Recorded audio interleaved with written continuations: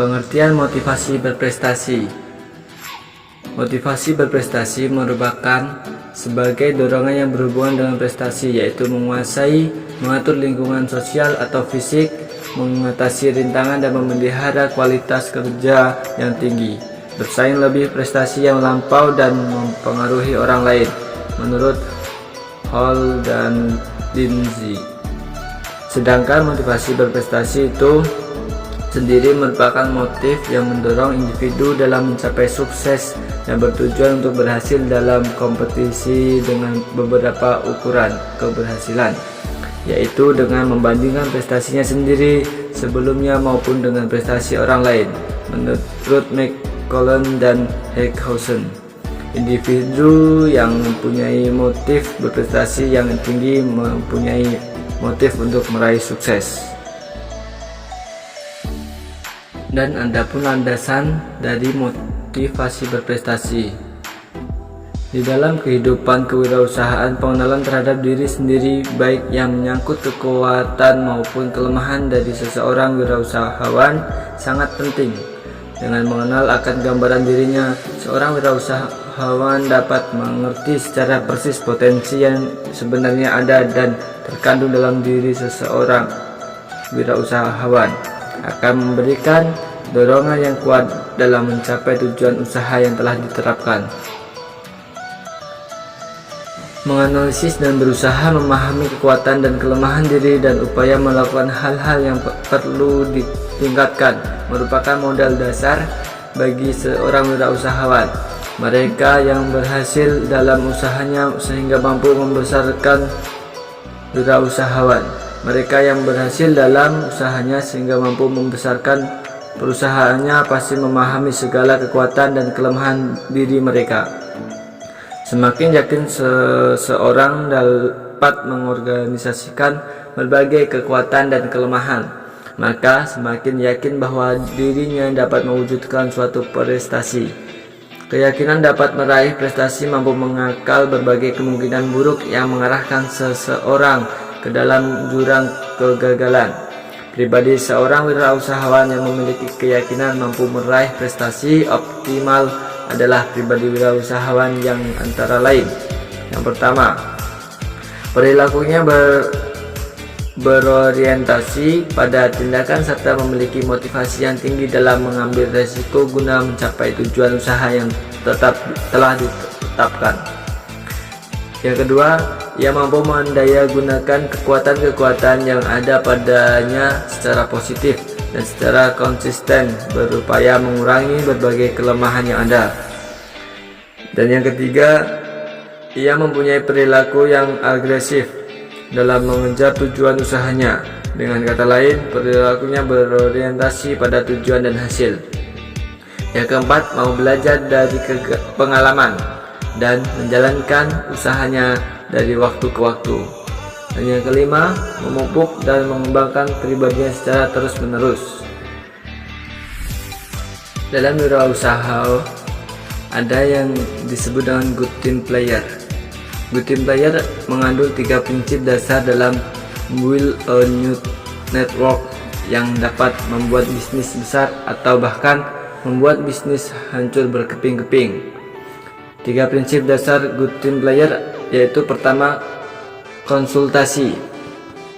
Konsultasikan selalu perkembangan bisnis kepada sponsor atau leader setiap minggu supaya mendapatkan bimbingan dari mereka dan dibantu untuk menyelesaikan masalah-masalah yang terjadi sehingga bisnis akan tetap berkembang. Yang kedua, edifikasi. Edifikasi artinya membangun atau memberikan kekuatan atau mempromosikan atau memuji atau menghormati sesuatu. Edifikasi merupakan prinsip dasar dan kunci vital bekerja sebagai pembangun jaringan network builder.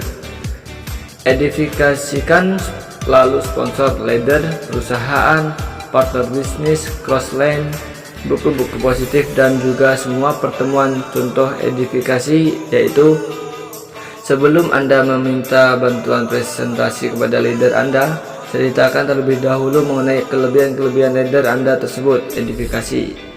Misalkan, Anda boleh bicara pada prospek Anda. Teman saya yang akan mengajarkan kita bisnis nanti adalah orang hebat.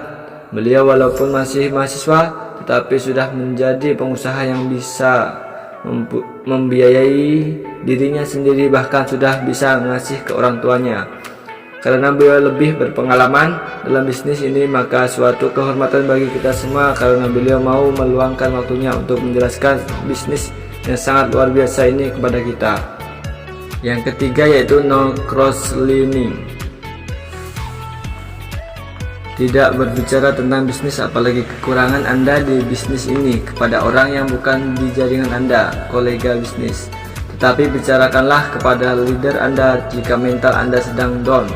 Jangan curhat kepada partner bisnis Anda, tapi selalu konsultasikan ke leader konsultan bisnis Anda.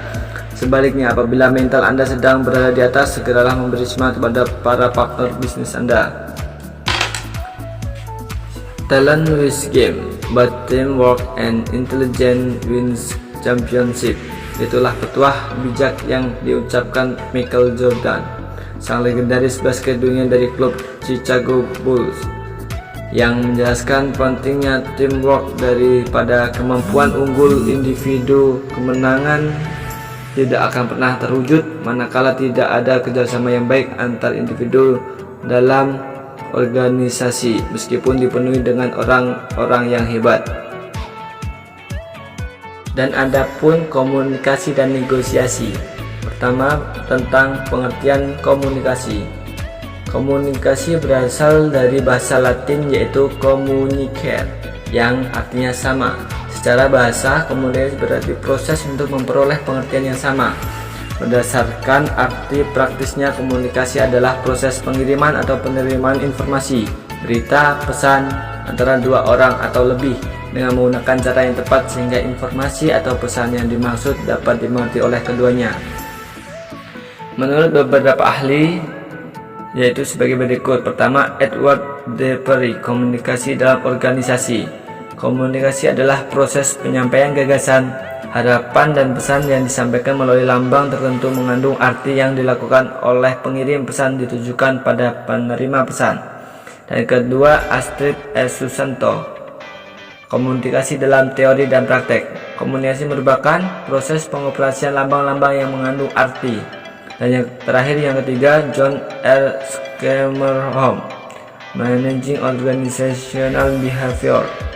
Komunikasi merupakan proses antara pribadi dalam mengirim dan menerima simbol-simbol yang berarti bagi kepentingan mereka.